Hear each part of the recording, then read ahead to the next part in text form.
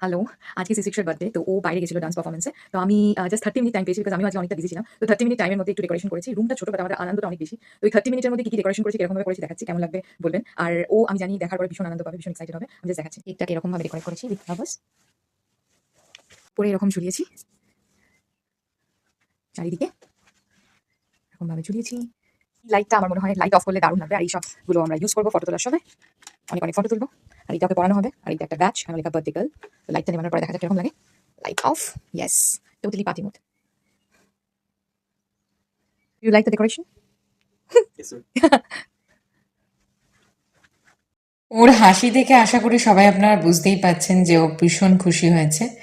আর এইভাবেই আমাদের পার্টিটা ভীষণ জমজমাট হলো। এখন কেক কাটিং এর পর্ব।